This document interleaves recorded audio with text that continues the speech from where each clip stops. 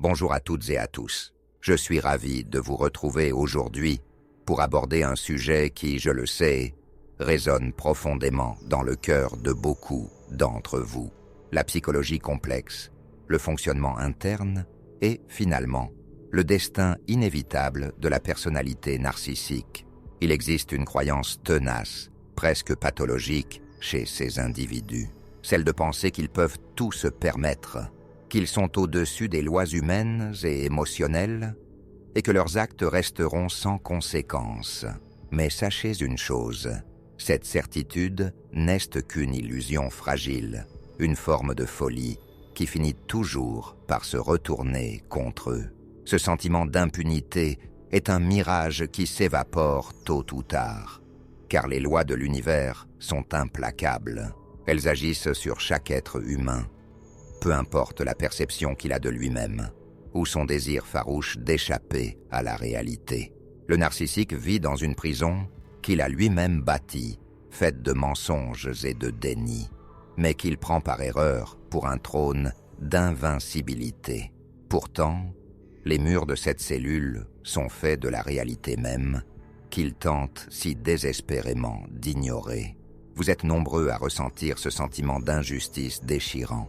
Vous regardez de loin et vous voyez ce narcissique qui semble triompher. Vous l'avez vu réduire votre monde en cendres, briser vos certitudes, piller votre énergie.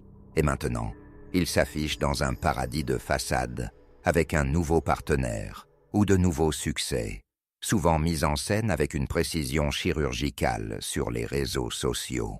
Il présente une image impeccable, une version de sa vie soigneusement éditée, où tout n'est que bonheur, luxe et réussite. Des photos de vacances radieuses, des publications sur des étapes professionnelles franchies, des déclarations d'amour euphorique envers sa nouvelle proie, celle qu'il appelle sa nouvelle source de vie. Mais ce que vous voyez là n'est qu'une fata morgana.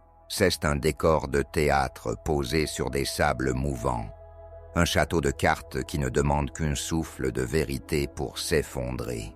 Derrière ces images brillantes se cache un vide abyssal, une lutte de chaque instant pour maintenir l'illusion et une détresse intérieure qu'il tente de dissimuler au reste du monde, mais surtout à lui-même. Regardez bien ses publications, ses sourires figés et ses mises en scène. Si vous prêtez attention, vous remarquerez une répétition mécanique, une absence totale de profondeur réelle. Le narcissique utilise les mêmes mots, les mêmes gestes, les mêmes filtres qu'il utilisait avec vous. Ce n'est pas de l'amour, c'est une production cinématographique dont il est le réalisateur et l'acteur principal, et dont la nouvelle proie n'est qu'un accessoire interchangeable. Ce bonheur affiché est une arme de destruction psychologique dirigée contre vous pour vous faire croire que vous étiez le problème, que sans vous, il s'épanouit enfin. Mais la vérité, c'est que le narcissique ne s'épanouit jamais. Il ne fait que consommer. Le narcissique s'enferme dans ce délire de toute puissance. Il est persuadé que le principe de cause à effet ne s'applique pas à sa personne, que le destin fera une exception pour lui. Il est convaincu que ses manipulations, ses trahisons et ses tromperies resteront à jamais dans l'ombre. Il pense pouvoir tordre les règles de l'existence selon son bon vouloir, mais la réalité est bien plus inéluctable qu'il ne peut le concevoir. L'univers n'est pas le complice de ses mensonges. Au contraire, il agit comme un comptable incorruptible qui enregistre chaque geste, chaque parole, chaque blessure infligée. Tôt ou tard, une facture est présentée et elle doit être réglée. Cette note à payer prend souvent la forme de relations brisées, d'une crédibilité totalement anéantie, de difficultés financières chroniques ou, plus profondément encore, d'un sentiment d'isolement total et d'un vide intérieur que nulle reconnaissance extérieure ne pourra jamais combler durablement. C'est un cycle qui se répète, presque comme dans un manuel de psychiatrie.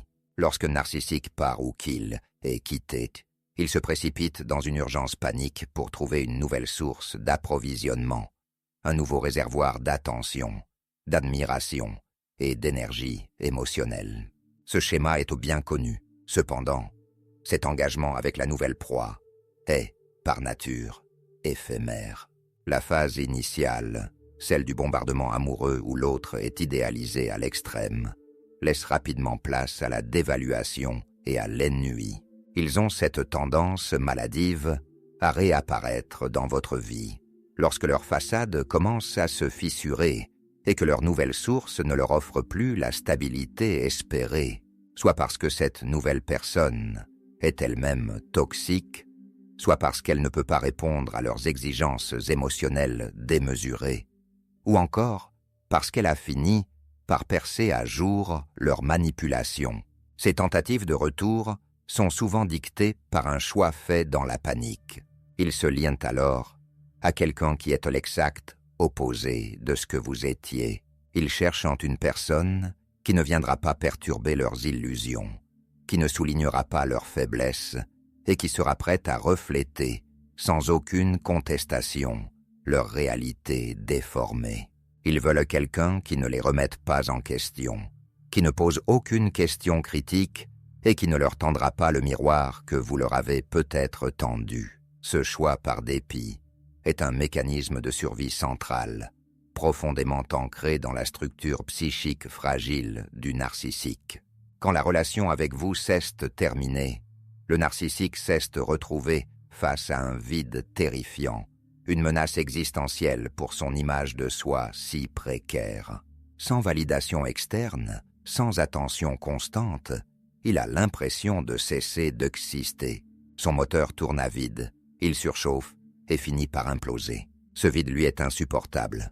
C'est un regard jeté dans l'abîme de sa propre insignifiance, une vision qu'il doit fuir à tout prix. Dans cette angoisse panique, il s'accroche à la première personne qui lui offre un peu de lumière et qui semble valider sa prétendue grandeur, peu importe si cette connexion est superficielle ou inadaptée. Ce n'est jamais un choix réfléchi, basé sur l'amour, la compatibilité ou des valeurs partagées. C'est un réflexe instinctif pour stabiliser un ego qui part en lambeaux et éviter une dissolution psychique imminente.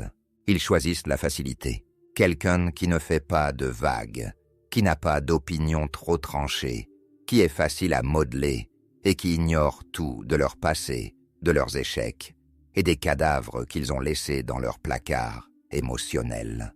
L'idéal, pour eux, est de trouver une personne qui n'exige rien et qui accepte le rôle de l'admirateur permanent, toujours prêt à ramasser les pots cassés. Ils peuvent choisir quelqu'un de plus jeune, de moins expérimenté, ou au contraire quelqu'un de très vulnérable, qui a désespérément besoin d'être sauvé par l'image héroïque que le narcissique projette. Mais ce choix est une condamnation à l'ennui. Très vite, la nouvelle proie devient fade à leurs yeux. Ils réalisent que cette personne, bien que malléable, n'a pas la force, l'intelligence ou la résilience que vous aviez. Ils se retrouvent avec un miroir qui ne brille pas assez. Et c'est là que la frustration commence à bouillir. Mais c'est là que réside le piège, la faiblesse inhérente à ce choix dicté par l'urgence. Parce qu'ils ont choisi cette personne par peur et non par affection réelle, les fissures apparaissent presque immédiatement. Le bombardement amoureux n'est qu'une mascarade temporaire. Ils publient des photos de bonheur, mettant en scène une vie de couple parfaite pour la galerie. Mais derrière les portes closes, le mépris, l'ennui et la recherche de nouveaux conflits s'installent. Le narcissique réalise très vite que cette nouvelle personne ne pourra jamais porter le poids immense de ses besoins émotionnels, comme vous l'avez fait. Ils échouent à comprendre une vérité fondamentale. Ils ne saisissent pas leur propre système dysfonctionnel, ni leur dépendance absolue envers l'autre. Ils ne voient pas que vous étiez l'élément essentiel qui permettait à tout l'édifice de tenir debout. Vous étiez ce noyau silencieux et infatigable. Sans vous, rien ne fonctionne sur le long terme. Ils se voient comme le moteur brillant, alors qu'ils n'étaient que les passagers d'une vie que vous conduisiez. Pendant que vous teniez le volant, lisiez les cartes et gériez le carburant. Cette auto-tromperie est le cœur de leur tragédie personnelle. Vous avez porté une charge que peu d'êtres humains pourraient supporter. Vous avez géré leurs émotions, apaisé les conflits sociaux qu'ils provoquaient par leur manque de tact, organisé leur vie chaotique et parfois même géré leurs finances alors qu'ils en étaient incapables. Vous étiez leur manager émotionnel, leur conseiller en communication, leur assistant personnel et souvent leur banquier. Vous étiez celui ou celle qui expliquait leur comportement bizarre aux amis, qui s'excusait pour leur impolitesse auprès de la famille, qui rangeait la maison après leur crise de colère. Quand vous partez, ils se retrouvent soudain aux commandes d'une existence qu'ils n'ont jamais appris à piloter. Ivres de leur propre ego, ils foncent droit dans le mur car personne n'est plus là pour freiner avant l'impact. Leur apparente stabilité, leur succès et leur acceptation sociale dépendaient en réalité de votre propre stabilité, de votre empathie et de votre capacité à compenser leurs erreurs. Les psychologues appelant cela l'utilisation de la victime comme objet de régulation. Vous réguliez leur estime de soi, leur humeur et leur quotidien. Vous étiez leur thermostat externe, celui qui calmait les tempêtes intérieures et maintenait l'ordre dans le monde extérieur. Sans vous, leur entropie devient incontrôlable. Leur nature chaotique, irresponsable et autodestructrice, qu'ils tentent si fort de cacher, se propage dans leur carrière, leurs finances et leurs relations, comme un incendie de forêt. Ils commencent à oublier des rendez-vous, à ne plus payer leurs factures, à saboter des opportunités professionnelles par pur orgueil. Ils pensaient en être le soleil, autour duquel tout gravitait, et vous n'étiez qu'une petite planète. Ils n'avaient pas compris que vous étiez la force de gravité qui maintenait tout le système en place. Sans vous, leur monde s'effondre, morceau par morceau, de façon inéluctable. Ils perdent leur éclat parce que l'éclat venait de votre lumière reflétée sur eux. Un proverbe dit fort, justement. On peut s'en sortir un temps, mais on n'y échappe jamais. Cette vérité décrit parfaitement les narcissiques qui vivent en permanence au bord du gouffre. Lorsqu'ils tentent de revenir vers vous, ils cherchent à échapper aux conséquences de leur propre caractère. Ils croient pouvoir effacer le passé ou nier l'impact de leurs actes par une simple phrase de charme. Mais le caractère, c'est le destin. On ne peut pas semer la tromperie, la trahison et l'exploitation et s'attendre à récolter le bonheur et la loyauté. C'est une loi universelle aussi immuable que la pesanteur. Ce que vous projetez dans l'univers revient vers vous sous forme de karma. Ce n'est pas une malédiction mystique, mais la chaîne logique et inévitable des causes et des conséquences qui se déploient dans leur vie. Les narcissiques vivent dans l'instant, poussés par une satisfaction immédiate, une soif insatiable d'attention et une avidité de pouvoir, sans aucun égard pour les dommages à long terme. Ils peuvent s'en sortir pendant une période en charmant des supérieurs, en séduisant de nouvelles proies ou en manipulant des collègues naïfs. Leur charme superficiel peut impressionner au début, car ils savent exactement quoi dire pour plaire. Mais s'en sortir n'est pas la même chose que de trouver la paix. Fuir son propre moi est impossible.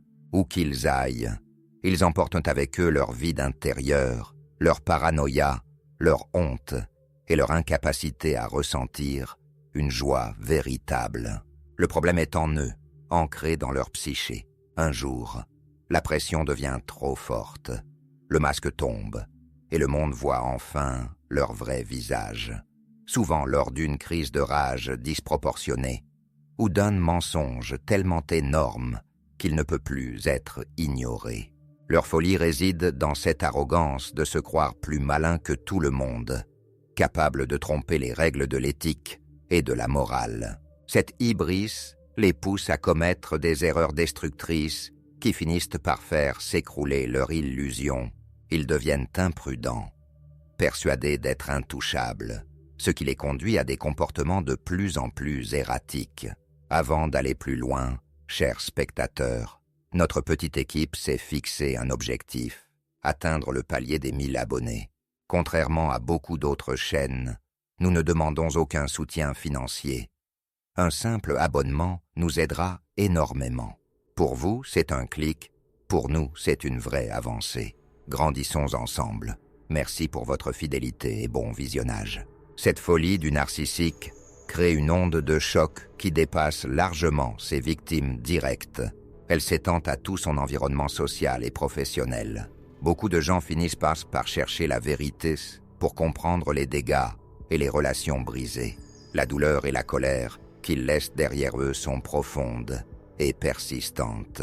Le narcissique laisse une traînée de destruction comme une tempête tropicale. Vous n'êtes rarement la seule victime. De nombreux anciens amis, membres de la famille ou partenaires d'affaires ont été brûlés par son comportement. Il est un expert pour détruire les liens qui ne lui servent plus ou qui menacent de le démasquer. Il pense pouvoir déménager, changer de travail et recommencer à zéro, comme si on pouvait réinitialiser une partie de jeu vidéo. Mais dans notre monde interconnecté, les informations circulent vite, leur réputation les précède souvent, telle une ombre portée. Pendant que le narcissique mène une campagne de dénigrement contre vous, il s'empêtre dans ses propres contradictions. À un moment donné, les gens comparent leurs versions, partagent leurs expériences et le voile se lève. Le récit du narcissique s'effondre sous le poids de ses propres incohérences. Il sous-estime l'intelligence collective et la mémoire des gens. Il pense que les autres ne communiquent pas, mais les gens parlent. Et le dénominateur commun de tout ce chaos, de toutes ces larmes et de toutes ces trahisons, c'est toujours le narcissique lui-même. Une vérité que beaucoup découvrent après la relation est à la fois douloureuse et libératrice. Tant que nous étions dans cette relation de manipulation, nous protégions involontairement le narcissique des conséquences naturelles de ses actes. Nous servions de bouclier, d'une forme de grâce qui s'étendait sur eux par simple proximité. Votre bonté, votre intégrité et votre réputation rendaient souvent les autres aveugles à la noirceur du narcissique. On les appréciait parce qu'on vous appréciait. Votre nom était un sceau de garantie qu'ils utilisaient pour obtenir du crédit social, de la sympathie ou des opportunités. Par le lien avec vous, le narcissique bénéficiait d'une protection qu'il n'aurait jamais pu acquérir seul. Nous ne connaissions pas leur vraie nature au début. Nous agissions par amour et par désir d'aider, pensant que notre soutien pourrait les guérir. Ainsi, cette grâce imméritée les abritait de la tempête des conséquences qui auraient dû les frapper bien plus tôt. Vous étiez leur tampon humain entre leur réalité toxique et les lois de la vie. Il est difficile d'admettre que notre amour et notre patience ont été utilisés pour soutenir quelqu'un qui nous détruisait. Nous étions les murs de leur maison, les gardant au chaud pendant que nous nous vidions de notre propre substance. Nous réparions leurs erreurs, cachions leurs défauts et compensions leurs manques, souvent à notre propre détriment, en sacrifiant notre santé, notre sommeil et notre joie. Nous pensions être un soutien, mais nous interrompions sans le savoir la loi de cause à effet. Nous les empêchions de toucher le fond, ce point de rupture nécessaire à toute prise de conscience, si tant est qu'ils en soient capables. Sans ces conséquences douloureuses, ils n'avaient aucune raison de changer, car tout fonctionnait pour eux. On peut être béni par association, mais on peut aussi être maudit par association en endurant les retours de bâton de quelqu'un d'autre. Nous avons porté leur honte, leur dette et leur culpabilité jusqu'à l'épuisement total. Désormais, la dynamique a changé, et ce changement est la clé de leur démasquage. La protection a été retirée parce que vous vous êtes retiré. Avec une nouvelle proie, ils ne sont plus dans cette sphère de sécurité que vous leur offriez. Ils se retrouvent avec quelqu'une qui est soit tout aussi toxique que un cocktail explosif d'ego et de jeu de pouvoir, où il n'y a aucun gagnant, seulement des décombres, soit avec quelqu'un qui n'est tout simplement pas prêt à jouer le rôle de thérapeute non payé ou de gestionnaire de crise permanent. Le narcissique croit pouvoir vous remplacer facilement, comme on remplace un vieil appareil électroménager par un modèle plus brillant, sans voir votre valeur réelle et unique. Mais ils finissent souvent avec quelqu'un qui n'a ni votre empathie, ni votre patience infinie. Parfois, c'est un autre narcissique, et alors le chaos se déploie dans une guerre de tranchées sans fin. Ou c'est quelqu'un d'indifférent qui ne couvrira pas leurs mensonges. Dans cette nouvelle configuration, le narcissique est à nu. Leur retard, leur impolitesse, leur irresponsabilité financière, tout cela apparaît au grand jour, sans filtre protecteur. La vie commence à traiter directement avec eux, leur livrant exactement ce qu'ils ont semé. Lorsqu'ils sont confrontés à ces réalités brutales, ils tentent souvent de revenir. C'est le moment du hoovering, cette tentative désespérée de vous aspirer à nouveau dans leur tourbillon. Il est vital de rester éloigné, peu importe le prix émotionnel. Leur retour n'est pas un signe d'amour, mais une conséquence de la dureté de la vie qu'ils mènent sans vous. Ils réalisent qu'avec vous, c'était plus facile, plus confortable, plus stable. Vous étiez leur rocher, leur amortisseur face au choc du monde. Ils ne reviennent pas parce qu'ils ont changé, ou qu'ils ont enfin compris votre valeur intrinsèque. Ils reviennent parce que le loyer de leur décision de vie est arrivé à échéance et qu'ils sont en faillite émotionnelle. Le narcissique ne pense pas à vos sentiments. Il pense de manière purement pragmatique et utilitaire. Je me souviens de cette personne qui réparait tout, qui me pardonnait sans cesse et me protégeait des autres. Je vais retourner là où c'était confortable. C'est une décision froide, basée sur l'intérêt personnel et le besoin de confort. Ils cherchent un endroit où atterrir en douceur parce que leur réalité actuelle est devenue un champ de mines insupportable. Ils peuvent s'en sortir un temps, mais ils ne s'échapperont jamais vraiment à eux-mêmes. C'est l'enseignement crucial que le narcissique ne comprend pas. Leur réapparition signifie que la vie les frappe de plein fouet et qu'ils sentent tout le poids de leurs actions passées. Ils reviennent en suppliant, avec une performance émotionnelle parfois impressionnante, qui pourrait tromper les plus avertis. Ils sont les maîtres de la mise en scène, capables de simuler la vulnérabilité avec une aisance déconcertante. Ils peuvent pleurer des larmes de crocodile, faire des promesses grandioses de changement radical, vous dire que vous êtes l'unique amour de leur vie, celui ou celle qu'ils n'auraient jamais dû quitter. Mais regardez bien le timing de ces aveux. Pourquoi maintenant? Pourquoi seulement après l'échec cuisant de leur nouvelle relation ou quand leur monde professionnel s'écroule? Les experts sont formels. C'est une phase classique du cycle de l'abus. La réconciliation n'est que le prélude à une tempête encore plus violente, une phase de dévaluation qui sera encore plus cruelle. Si vous les reprenez, vous ne retrouverez pas un partenaire changé, mais un prédateur encore plus audacieux et rancunier. Ils vous respecteront encore moins, sachant qu'ils peuvent vous manipuler à nouveau malgré tout ce qu'ils vous ont fait subir. Il est impératif de ne pas céder à la nostalgie ou à la culpabilité. Laissez-les absorber les effets de leurs actes. Les narcissiques doivent faire face aux conséquences sans votre intervention salvatrice. En tant que survivants, nous avons souvent une empathie profonde, presque handicapante, même pour ceux qui nous ont fait le plus de mal. On se dit qu'ils ont peut-être appris, qu'ils souffrent sincèrement cette fois. Mais il faut utiliser sa tête, pas seulement son cœur blessé.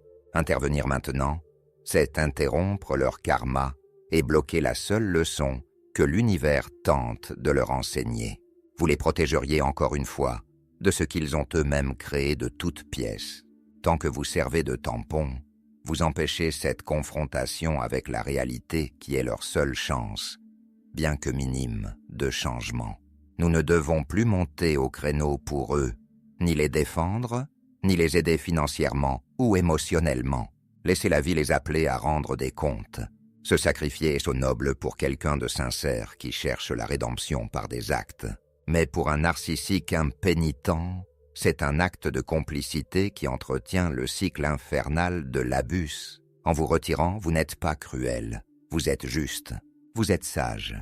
Vous vous protégez et vous les confiez au seul professeur capable de les atteindre. La conséquence directe. Vous dites « J'abandonne ce combat qui n'est pas le mien. Je ne suis plus le gardien du destin de cette personne. Je suis responsable de mon propre chemin. » C'est une position de force qui vous libère d'un fardeau qui n'a jamais été le vôtre. S'ils suppliant, s'ils rampent, c'est parce qu'ils vivent maintenant la douleur qu'ils vous ont infligée autrefois sans sourciller. Le vide, la confusion, l'angoisse et l'impuissance. Ils aiment vous voir souffrir, car cela confirmait leur contrôle absolu sur votre état émotionnel. Mais le plaisir s'arrête brutalement quand la roue tourne. Vous vous souvenez de cette tristesse insupportable, de cette peur constante de mal faire pendant qu'ils savouraient vos réactions.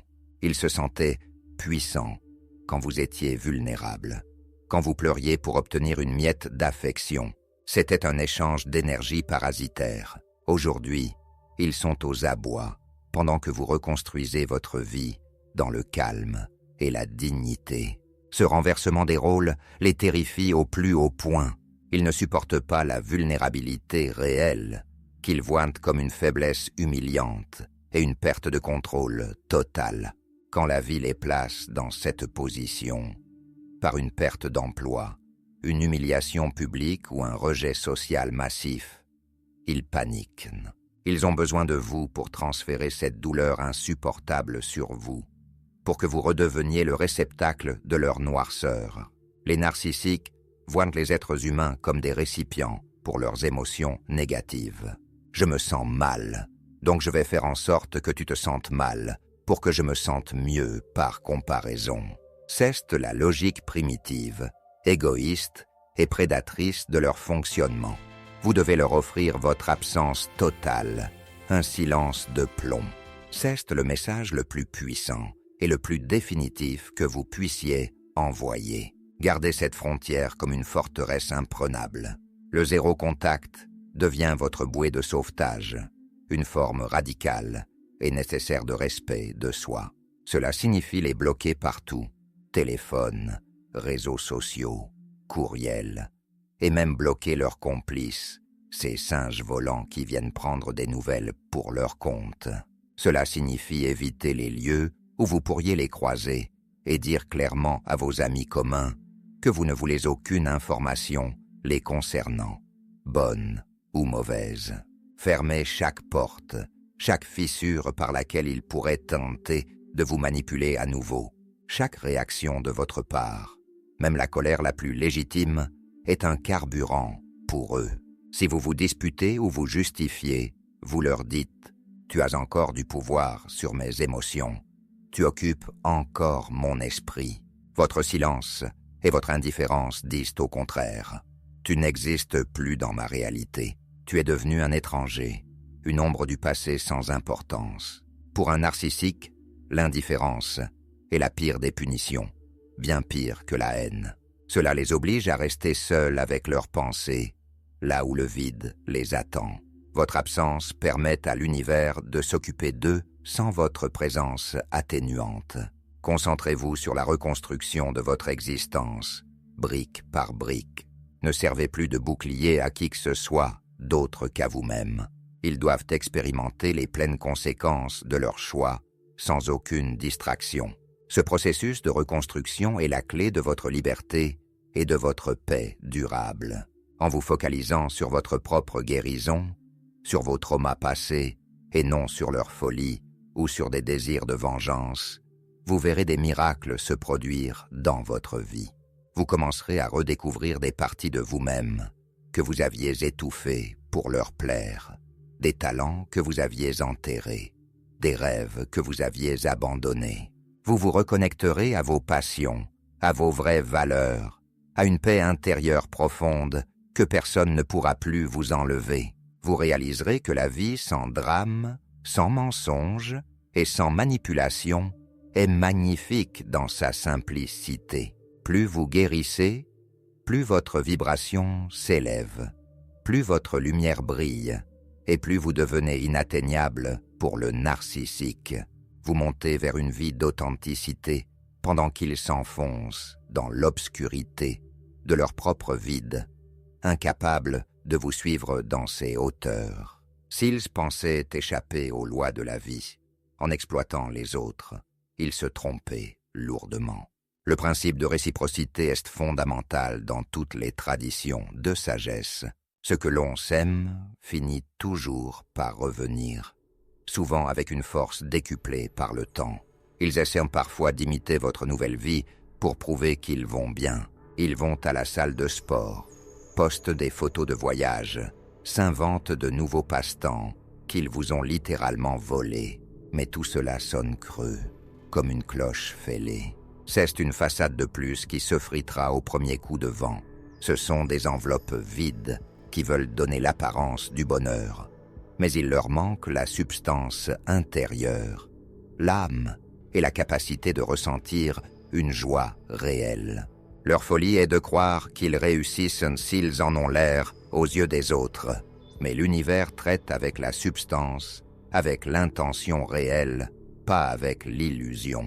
Un jour, les dettes émotionnelles, spirituelles et financières s'accumulent comme une montagne infranchissable. Sans vous pour boucher les trous, pour éponger les dettes et pour mentir à leur place, la faillite est inévitable dans tous les domaines de leur vie. Nous ne souhaitons pas leur chute par méchanceté ou par esprit de revanche, mais nous reconnaissons simplement la logique froide de leur comportement. On ne peut pas conduire une voiture à toute allure contre un mur de briques en fermant les yeux et espérer s'en sortir indemne. L'impact est inévitable, c'est une question de physique. C'est pour cela qu'ils s'accrochent désespérément à vous quand leur monde vacille. Leurs actions ne viennent jamais d'une empathie pour vous, mais d'une peur viscérale pour eux-mêmes. Ils veulent une absolution sans pénitence, un pardon sans changement de comportement.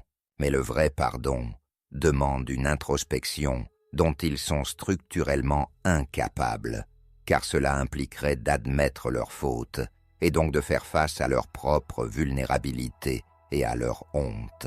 Ne vous infligez pas cette attente inutile. Soyez clair. Leur temps dans votre vie est révolu. Fermez la porte et verrouillez-la pour protéger votre santé mentale et votre avenir. C'est un combat pour votre survie psychique. Ne laissez pas la pitié vous faire ouvrir la brèche. Si un voleur se blesse en essayant d'entrer chez vous, vous ne le laissez pas entrer pour soigner ses plaies dans votre chambre à coucher. Le narcissique est un voleur de joie, de temps, d'argent et d'énergie. Ne le laissez pas revenir parce qu'il saigne à cause de ses propres échecs. Laissez la vie lui donner sa leçon, aussi dure soit-elle.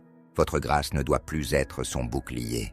Votre tâche est maintenant de gérer votre propre grâce, de la garder précieusement pour vous-même et de ne plus la gaspiller pour ceux qui ne savent pas l'apprécier ou qui la piétinent. Protégez votre lumière et votre calme intérieur comme votre bien le plus précieux. Donnez votre compassion à ceux qui la méritent, à ceux qui sont capables de réciprocité et surtout, donnez-la vous, à vous-même.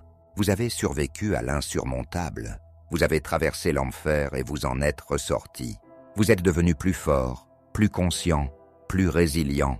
Ne réinvitez pas l'ouragan dans votre salon simplement parce qu'il frappe à la porte, en pleurant et en promettant le beau temps. Laissez-les écouter la musique discordante qu'ils ont eux-mêmes composée. Laissez-les affronter le silence assourdissant d'une pièce vide. C'est leur fardeau, leur chemin, pas le vôtre. Vous avez assez porté pour 2, voire pour 10. Posez ce poids, avancez vers l'horizon et ne regardez pas en arrière avec regret. Comme le dit la sagesse ancienne, regarder en arrière pourrait vous transformer en statue de sel, figée à jamais dans la douleur et l'amertume du passé.